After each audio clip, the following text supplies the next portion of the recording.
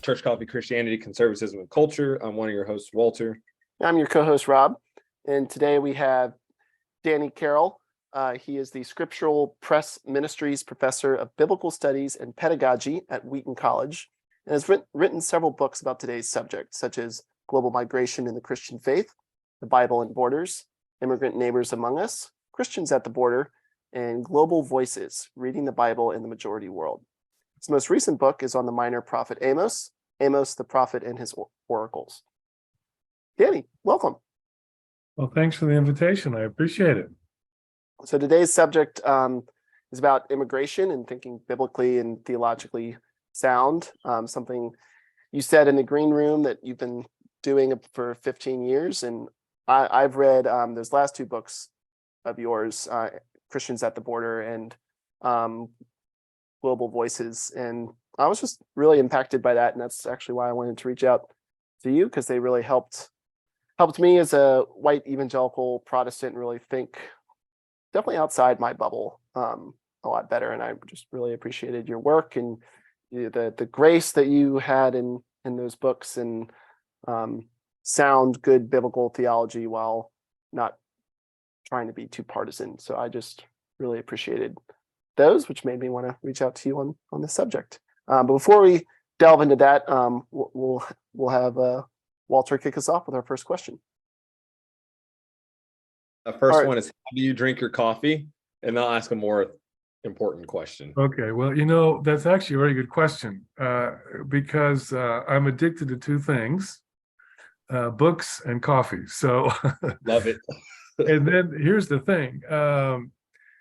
We've been to Spain a couple of times because of my background. I'm half Guatemalan, so I always want to go to Spain, and we've been there, and I love Spain. But the coffee is incredible. Really? Okay. Yeah. So when we came back last summer, we began to look for better coffee. So this is going to sound kind of highbrow, but for me, it's worth it. We have an espresso machine now, and so I look forward to having coffee every morning, just having a nice, smooth cup of coffee. So I do black with a little espresso milk. Machine. Oh yeah, sorry, I apologize. Yeah. I do just black with a little cream or milk to turn the color. Yep. And now, if you were to ask me what kind of an espresso machine, I can't. It's a good one. It's not the kind. It's not the kind that has the heat the milk and do the froth. I can't. No, it's not that. That's okay. Too much work. Yeah. I got you. Yeah. We have a super automatic. It's a Philips Seiko. Basically, my wife wanted something where she can press a button, it grinds the beans, it pulls a shot, and if she wants to steam milk, it'll automatically steam. Wow. But when we were deciding to get that, I just acquiesced to what she wanted. But I really wanted one where you had to grind it, tamp it, and all that. Oh, that's too much work for me. Too much. Yeah, the Nespresso machine actually is a pod. Oh, the Nespresso machine. Yeah, the Nespresso. Yes, those things are fantastic. Yeah, and it's they just make the coffee, and the coffee's wonderful. But I could wax eloquent on that. So thanks for the opening question. We're going to take a quick break and have a word from a sponsor. Shenandoah Coffee Roasters has been a staple of Charlottesville since 1993. They offer over 25 varieties of specialty, boutique, and gourmet coffee using only the finest Arabia coffee from all over the world. Coffee is their passion, and they painstakingly search out the best coffee available. Nothing is taken for granted as they continually strive to provide the best coffee they possibly can. They roast all their coffees to order based on the needs of their espresso bar, ensuring that only the freshest and highest quality coffee leaves their roasting house. Grab a cup at any of their 3 locations, Main Restaurant Preston, on the corner, or on Ivy Road, or order a bag online at shenandoahjoe.com. And another question, what is your story, and kind of, how did you get to where you are today? Well, on this topic, I'm half Guatemalan, so I spent time about every summer growing up in Guatemala with family. And then later on, as I came to faith in college, and then after that, in seminary and all of that, we went back to Central America. And so I was teaching in Guatemala City for 13 years. Okay. And then we came back to the U.S. This would have been in the late 90s. there was all this discussion about immigration was swirling around, and then what would happen is that I would have friends who would claim to be Christians, and I don't doubt their faith, but when they would talk about immigration, it was the same kind of conversation I would have with a non-believer. It'd be about the economics, national security, healthcare, which are all important discussions, but they might throw a verse at the end, into the discussion. So I decided, to ask myself, what does the Bible say? And at that time, there was nothing. Maybe there's a couple of articles you could find or something like that, because I didn't know. And then because of my background, of course. And at the same time, we started at where I was before, which was Denver Seminary. We started a program for Latino and Latina lay people. And so now what happened was that I was actually meeting and being with Latinos who were undocumented, probably about 95% of those who came, and the program still goes on, were undocumented. And then I got involved with a Latino church in Denver, and then I became part of the Alianza Ministerial Hispana, which would be the Hispanic Pastoral Association. And so up here too, we go to an Anglo church in the morning, and then in the afternoon I go to a Latino church. So all of that, you're around, undocumented people all the time, families and moms and dads and students. And so that's how I got involved. And I figure my slice of it is to give the biblical part, because, that should inform how we engage it politically and sociologically. Yeah, I'm around undocumented individuals just as by nature of my work, right? Yeah, like, right. I have a sub who is like, I just picked up my cousin from, he just came from whatever Central South America, country. So I can see that. All right. Our next question. How did borders work in the ancient world? Like, certainly we have examples of the Israelites not being allowed through certain places right before they're getting to Canaan, the promised land, as well as Christ immigrating to Egypt. How could these ancient principles be applied today? I guess asked in another way, what passages from the Old Testament that pertain to the alien and the sojourner that are normative for all believers at all times, how can these, and then how can also other ones be contextualized? So like, which are the ones, not trying to be pick and choose or cherry pick, but like, what's a good biblically sound way to apply these Old Testament and New Testament practices to how we think about immigration today?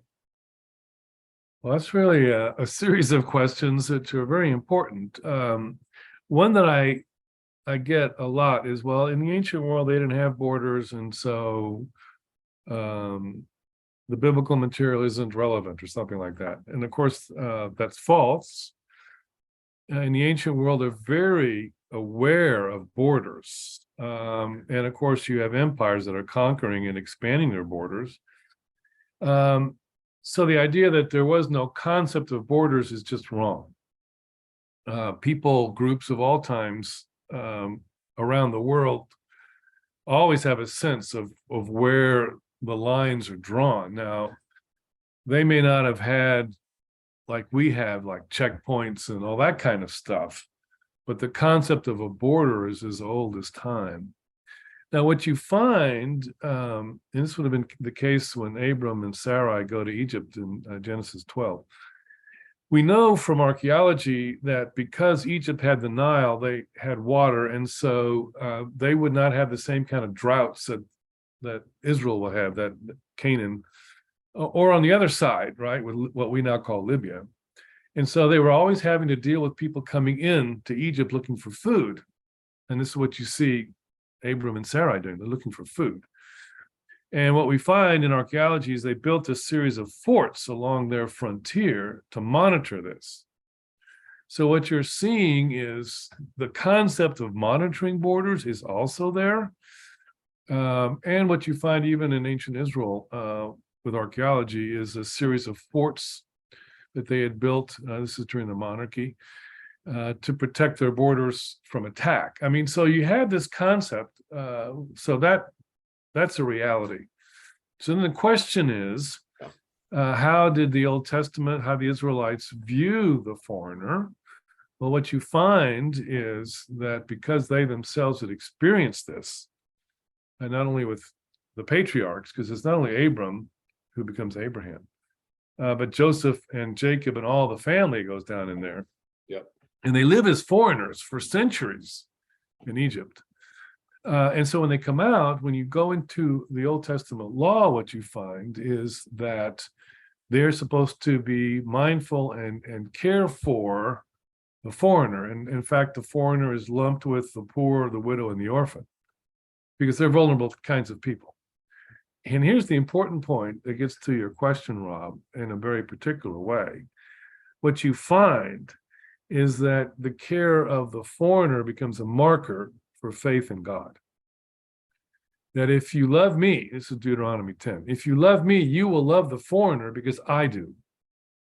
And now what you begin to see is that how we treat someone who's different and from somewhere else who's vulnerable actually becomes a test for our faith. So then the question that I get is, well, it's Old Testament, we're a New Testament church, and you get that kind of discussion, which I can appreciate, but they've missed the point. And the answer was, I think, really twofold.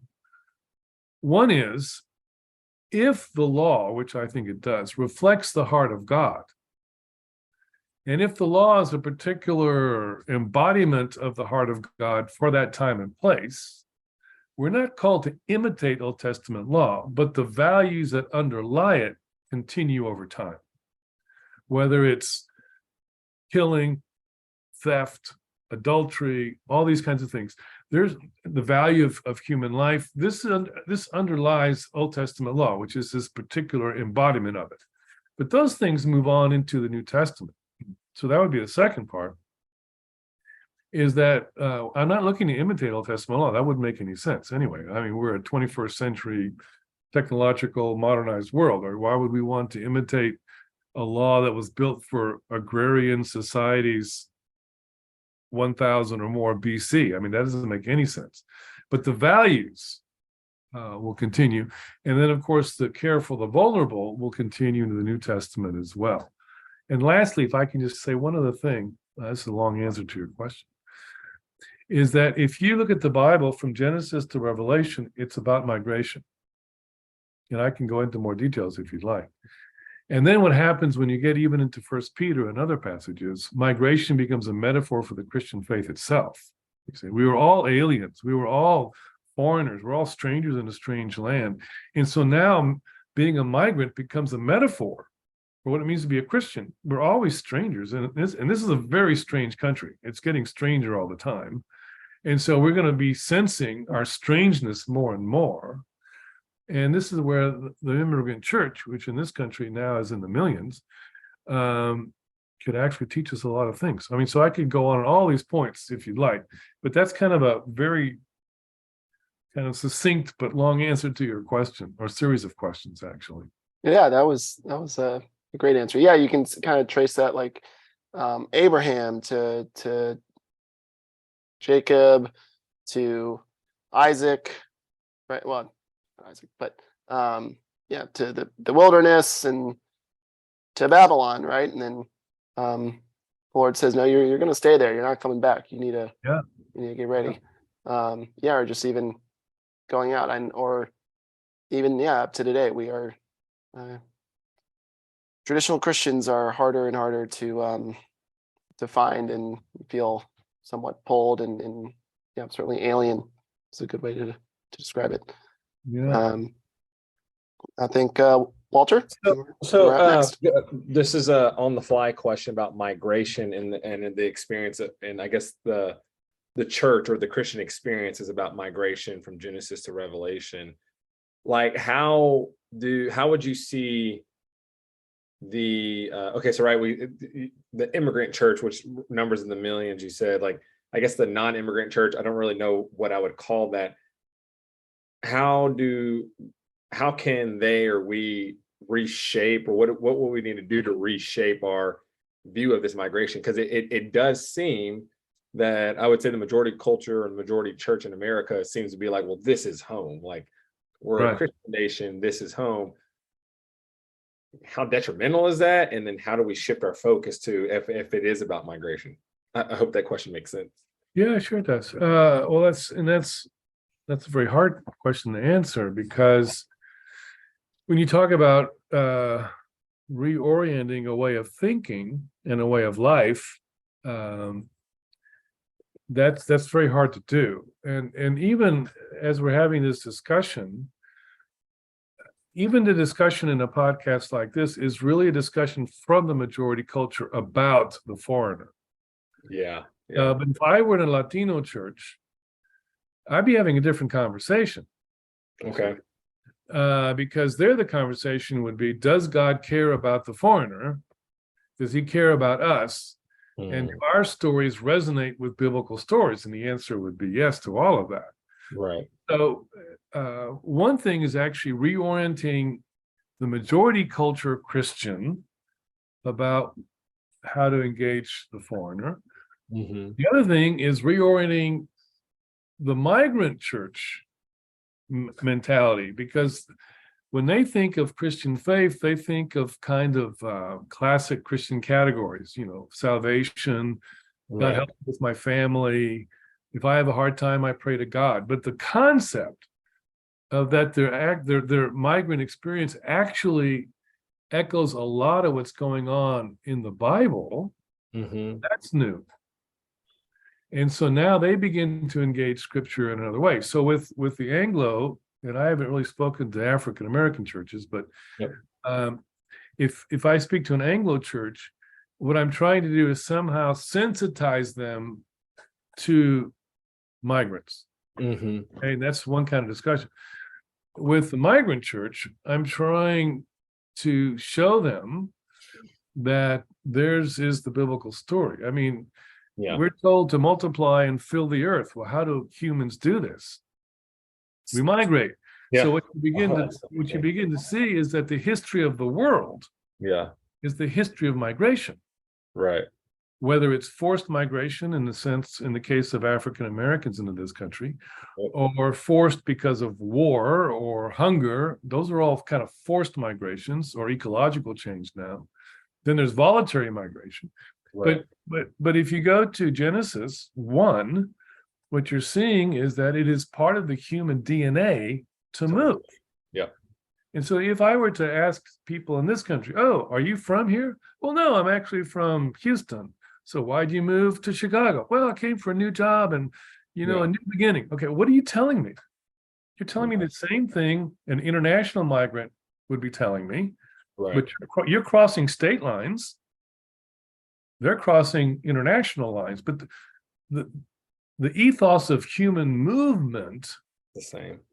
Goes back to the very beginning. And then, of course, when you get to the book of Revelation, John is a forced migrant. He's living in exile on the island of Patmos, writing the book of Revelation. I mean, so it's Genesis to Revelation. It's about migration. It's about migration in multiple ways. Yeah. And now you're kind of reorienting the whole biblical discussion in a different kind of way. Yeah. So being that migration has been a pretty big issue, or I say issue, past 25 years, but from what I can recall, definitely in the past 2-3 presidential elections, it always seems like immigration, at least since 2005 when I was in college, talking to people when I was, frankly, when I was really first aware of what an undocumented student was. Right. And not really understanding that.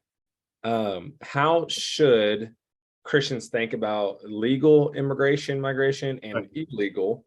How should we as Christians, majority culture or Anglo-African, whatever, Christians, how should we think about legal and illegal immigration? Yeah, no, that's a great question. I would say this, I've done a lot of travel last few years. I mean, last few years, I've been in Latin America because of my background.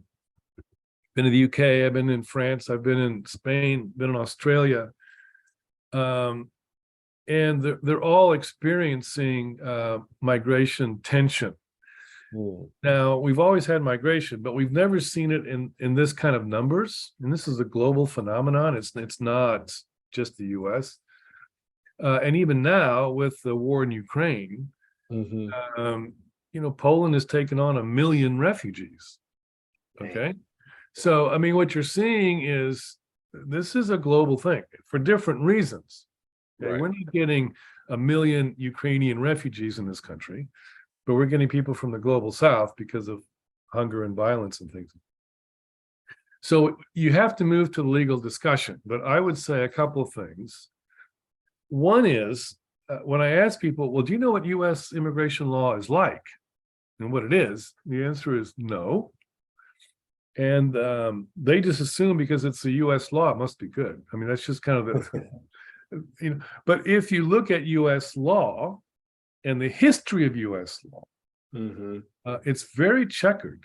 And I can give you examples of what we did in the past and are doing now to keep certain people out. I mean, the first national law was the Chinese Exclusion Act in 1882. Yep. Until 1875, it was state law, which is kind of the US thing, the tension between state and federal jurisdiction. Okay, so it becomes federal law in 1882, and that's the first one, is the Chinese Exclusion Act. So Chinese are kept out of this country until 1943. And then what would happen at the end of the 19th century, you had the potato famine in Ireland. So you had hundreds of thousands of poor Irish farmers coming. And you had the beginning of the Italian migration. Mm-hmm. Because this was a Protestant country, we put quotas in place because they were Catholic. And so you wanted to keep them out. I mean, so you get all these kinds of things going on, which are part of the US history of law. And Right. people have no idea. And then they don't know how the immigration system works and why people come in undocumented. And I can talk about that if you want. But part of the problem is our system is based on quotas that are very, very old and outdated. And so there really is no legal way to come in. So what I'm saying is the question people have to ask when they get into legal discussion, which people never consider, Mm-hmm. is US immigration law as it stands now good Okay. and efficient? The answer is no. I think the point is, I think both sides of the political aisle or the theological aisle are, I think, probably going to agree on that. At least my friends who are both conservative and my friends who are both liberal, both in that political aspect. And I don't like using those terms in theological aspects, but for lack of a better term, those people seem to agree on that point, that it is it is hard, it is wonky, it takes forever, it's inefficient. Yeah, and the where they'll disagree is what to do about it. I mean, that's where. So when I ask people about the Christian and immigration law, that's I just said, well, tell me about what you know about immigration law. They know nothing. They may know that it's inefficient, but I said, so how's it inefficient? Most of them won't be able to give me an answer. And I can talk about those deficiencies. So that would be the first point that I would make, Walter. The second point would be this. Should a Christian response be defined by an inefficient, outdated, in many ways unfair immigration law, or should we try to consider what a Christian response is to vulnerable people? Now, that doesn't dismiss the questions that drive the political questions, Right. but it might give a different tone and a different way of getting at it. And what I hear too, I didn't hear this in your question, but I'll hear it in some, is what should we do about it? And so my answer is, so who are the we are you talking about? Are you talking about the US government? Mm-hmm. Or are you talking about the Christian church? And those are two different things. And that's why I was saying, who defines what we do, Right. what we think? And usually what I find, both from the left and right, in terms of Christians, whether you want to call them progressive or liberal or conservative, basically their positions are being defined by their political ideologies. Right. And they've gone to the Bible to find their verses. Right. And I don't find either of them very helpful. But that would be how I would begin the conversation.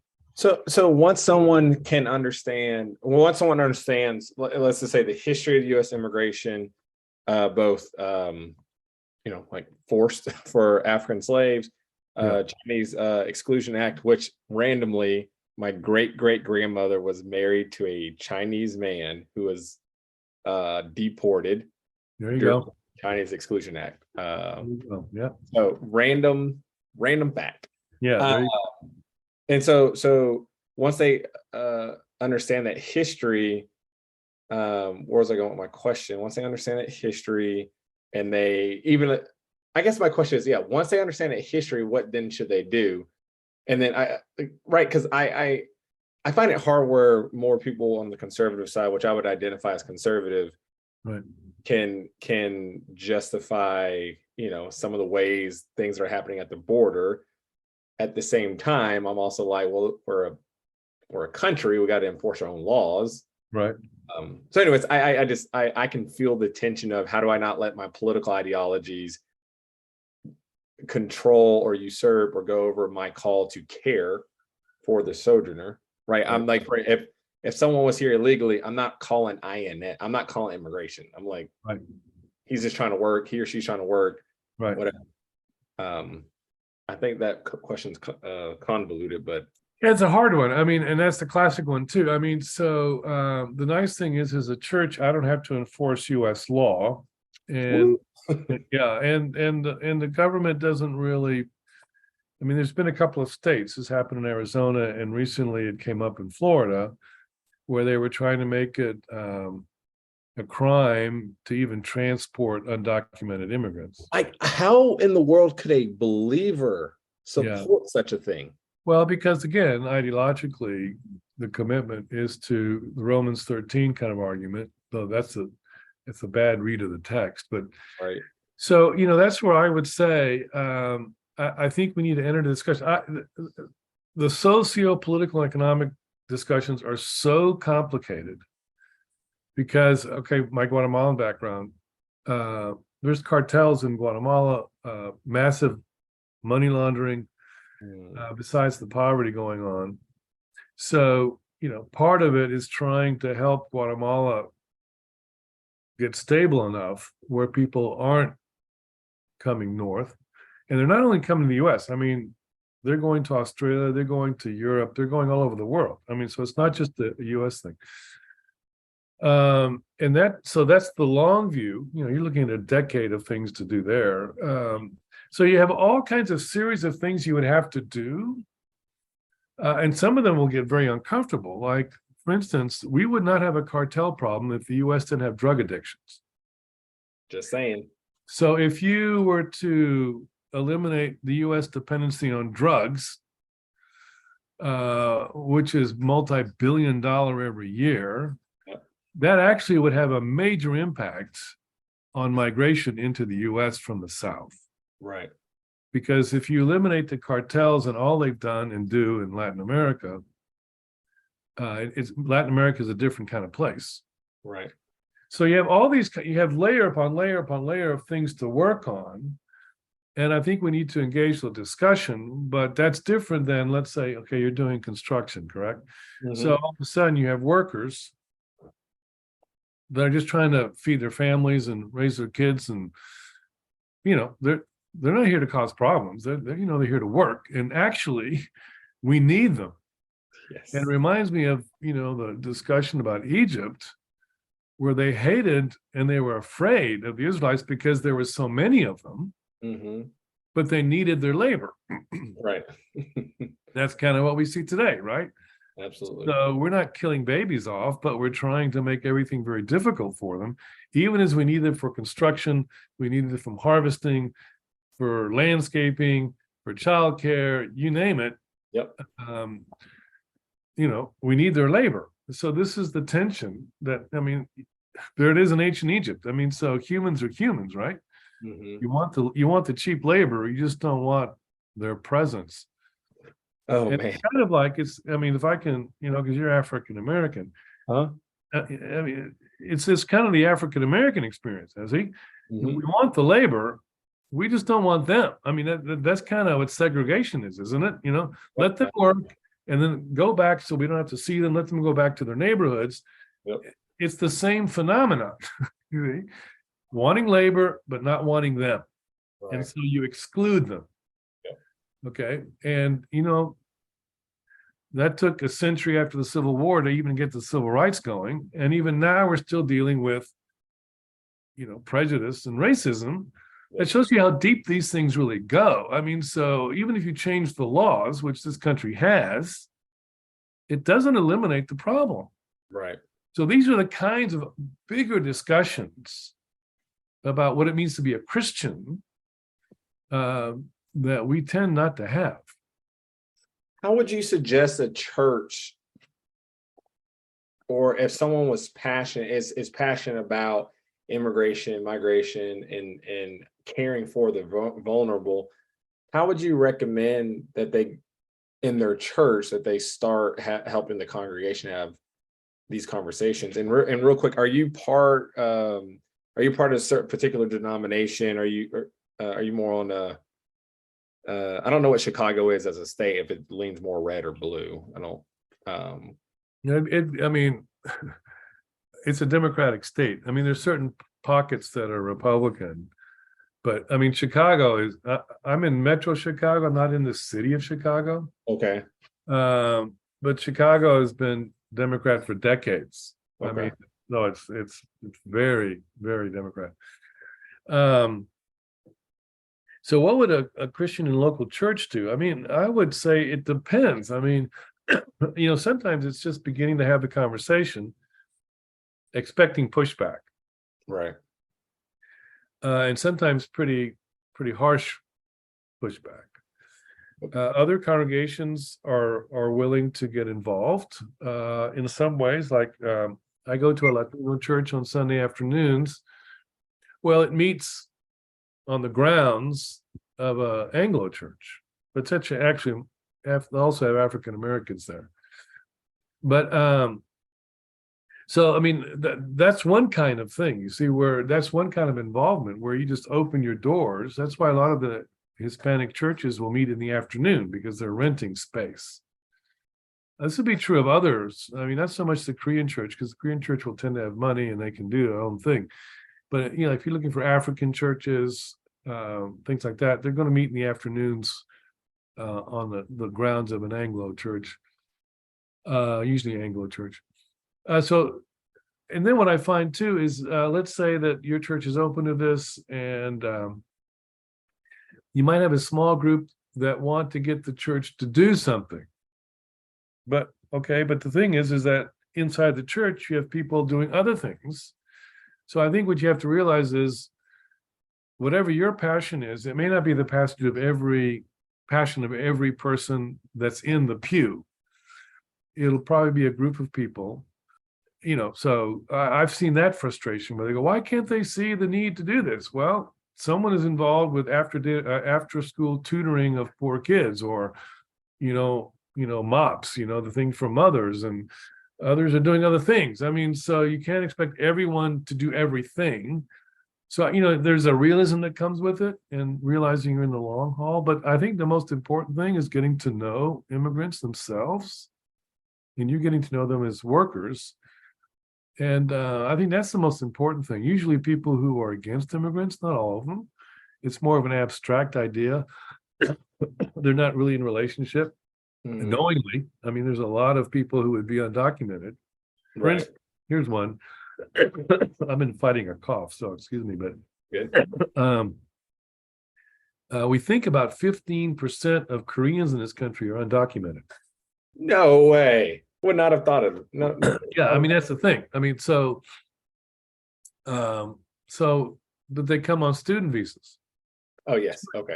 and tourist visas, and then they stay. I mean, when I was at Denver Seminary, I was talking to a Korean colleague. He actually is Korean, not Korean American. He's Korean.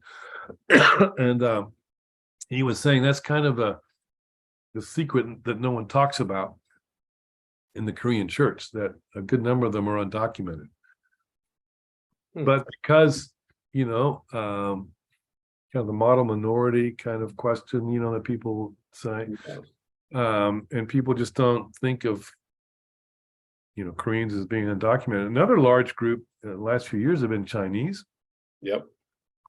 We also have undocumented Irish and Canadians and all kinds. But it's, I think part of it is race, to be honest, from Latin America. So it's more complex than people even can imagine. Yeah, I feel like the complexity is you can't deal with that on a 30-minute news clip, though. Because mostly when I talk to people, they kind of want kind of 3 bullet points. Right. And the question I always get is, what should we do? I mean, that's the American thing, right? The American is always about doing something. So tell me what I can do. Yeah. And the answer is, well, it's not that simple. And there's not bullet points. I mean, there's history, there's sociology, culture, Yeah. And I think that's the thing is it's because it is so complex and because there is history, there's culture, there's multiple layers behind it. At least for me, I think what I would tell someone is, you said it a little bit earlier, is like get to know, maybe you didn't say it directly, but the idea is get to know an immigrant, get to know someone who's undocumented, like enter into their life to where they are, invite them into your life, and then befriend. And then it's because it's crazy to be like, when people know someone and then when they know someone who's trying to go through the immigration process, who spends thousands of dollars and then they get rejected, how that actually starts to change your view of immigration and what it is like. So anyways, all right, so to my next question, I think my next question is, what is it, this is the right way of answering the question, is there a good solution to welcoming the sojourner or the immigrant, the migrant, while respecting our nation's laws? And if there's not, it's it's okay as well. Yeah, no, I mean, I would say several things. Again, I'm a realist. So one of the questions people will say is we need these laws because of fentanyl and cartel violence coming across the border. And that's true. So I don't negate that. I mean, so sometimes what happens is on the progressive side, they don't want to talk about the downside. And then if you're kind of more anti-immigrant, all you want to do is talk about the downside, right? So I would say, as a realist, if you were to ask me, this is going to get to your question, actually, Walter. If bad things are happening because of the border, I'd say yeah. And if you were to ask me, well, aren't there some really bad immigrants? I'd say yeah. But if you're a biblical Christian, we actually call that original sin. So I don't care what color of skin you have or what your nationality is, there's going to be a percentage of us or of you that are going to be bad people. I mean, so am I surprised that there's some bad immigrants? No, I'm not surprised. In fact, I would expect it biblically. Right. The thing is, you don't want to, I call it the Haman effect. This goes to the book of Esther, right? Where Haman was frustrated with one foreigner, the Jew. You just want to kill them all. Kill them all. I mean, that's kind of, well, we see today, right? Not killing them, but deporting them or something. It's the same kind of response. So I would say, to be a realist, there are some bad ones, and we need to be vigilant. If you were to ask me what kind of solution is possible, I'm not really, I'm not a politician and I'm not a sociologist. I mean, I have my opinions and I try to keep informed. But like I said, this is so multi-layered. So you've got to deal with the home country, if I can call it that. Yep. Who have their own immigration laws, actually. Yep. And the fact that these people are trying to get into the US and now there's tens of thousands on the border, well, that's, like it or not, that's a problem for Mexico. So you have to work with the Mexicans, which we're trying to do. But again, what I would say is we need to balance, I would say as a country, but especially as the church, wisdom with care. for vulnerable people. The problem that we have is that the poverty and the violence is so extreme, not only to the South, but really around the world today, that we should expect that this will continue for quite a long time. So then the question is, how do we do this well? And I think the last two administrations, and actually the one before as well, they're so ruled by politics that they don't engage constructive discussions. I'll give you two examples. The U.S. Immigration system is built on quotas. So I'll give you an example. This will make sense to you because of your work. The national quota for unskilled labor, which would be construction workers, for instance, for the country per year is between 5 and 10,000. So what you're seeing is that the idea, well, let them come legally, makes no sense At all. at all. And we refuse to touch the quotas because of the politics of it. So what you're seeing is you would have to revamp the quotas, which would ease a lot of the problems that we're seeing.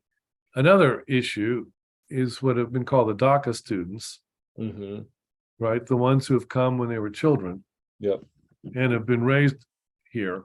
So, that would be an easy solution, that they came when they were small and have grown up here and gone to school here and want to be participating in the culture and the economy and things like this. That'd be an easy one to fix. And polls show that most of the country agrees with giving them a path to citizenship, but no one wants to touch it because of the politics. And so what you begin to see is there's some small steps that could be taken that would have a major impact. But we tend to have kind of the all or nothing approaches, depending on what side of it you're on, and which just makes the problems even worse. So I think those would be kind of two easy steps. Redo the quotas. So in fact, there was a bill in the Senate. It's been about a dozen years ago now. It was bipartisan, where it was going to gear the quotas to economic need. Well, that's kind of common sense. Didn't pass. But so what you're seeing is again, in this country, politics matters. And sadly, we get what we get. Yeah.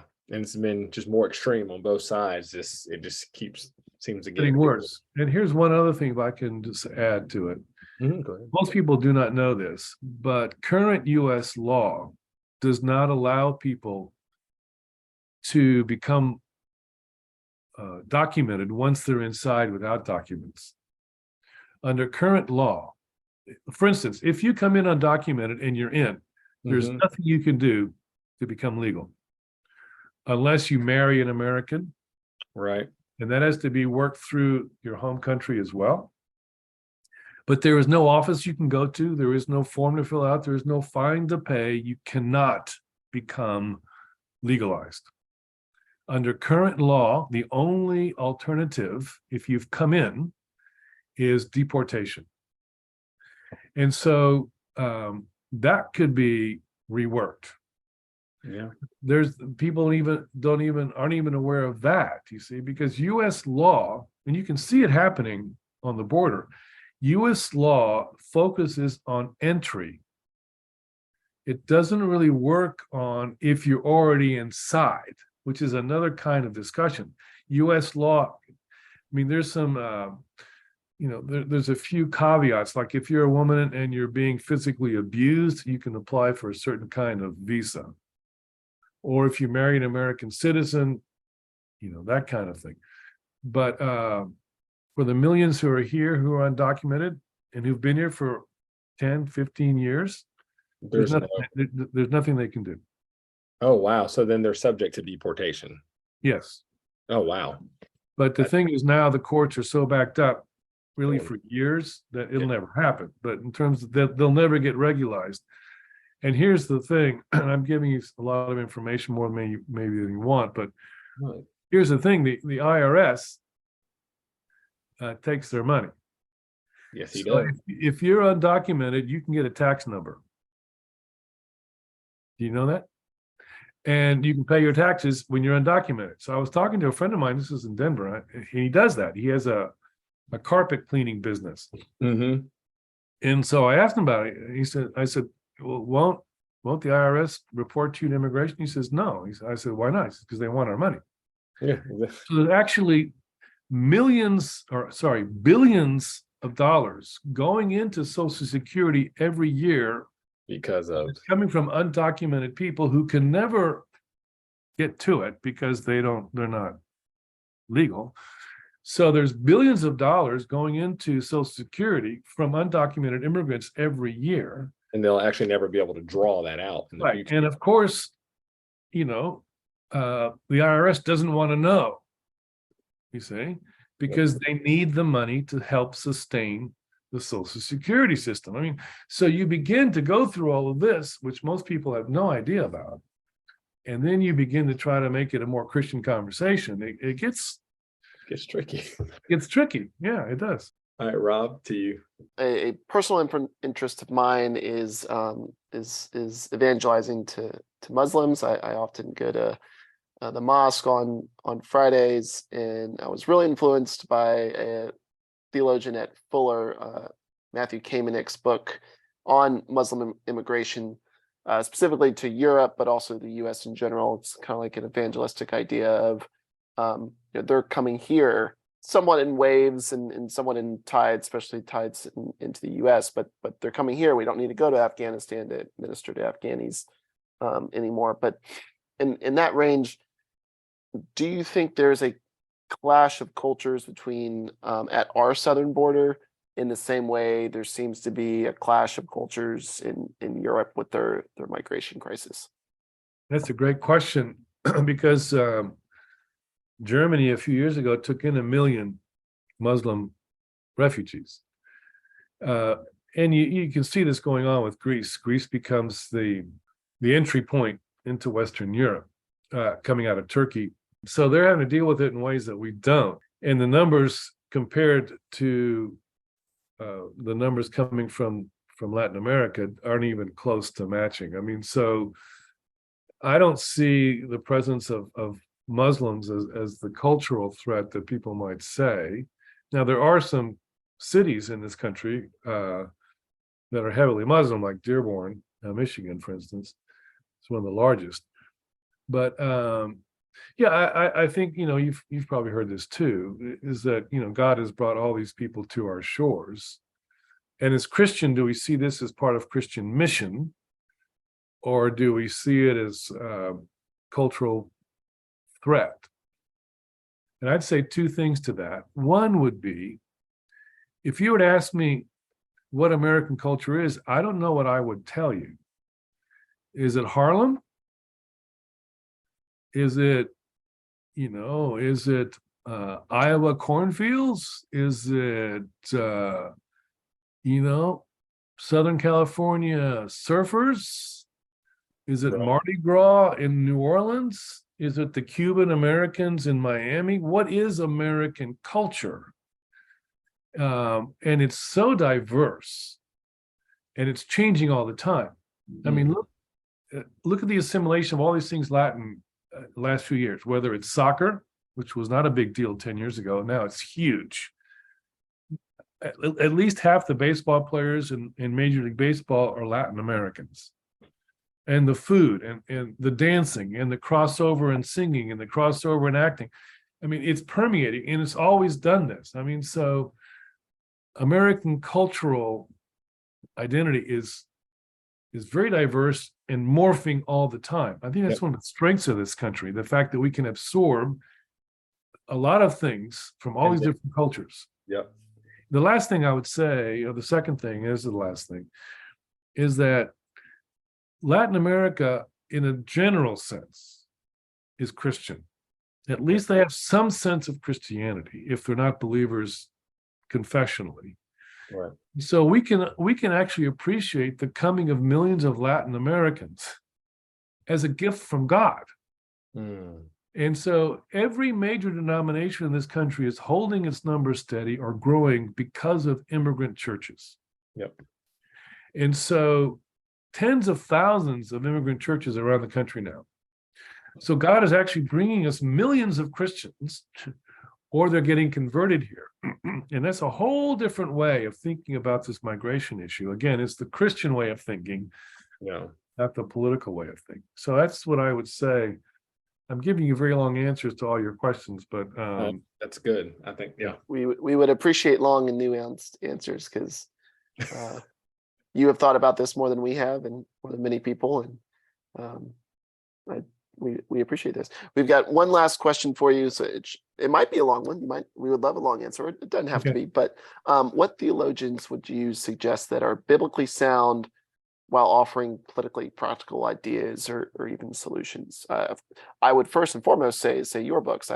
Again, I've read several, and they were quite impactful, both thinking theologically, but also, on the ground practically. But are there other theologians, or even maybe not theologians, maybe just Christian writers, or that you would, or maybe even a Christian politician or two, that you would recommend for resources about this? Yeah.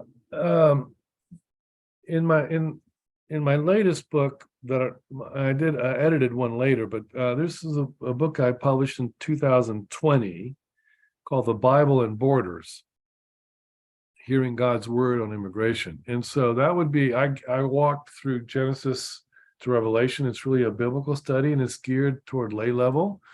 And if you want details, you can go to the end notes. But it's less than that, actually, 150 pages. And so I think it's very accessible, The Bible and Borders.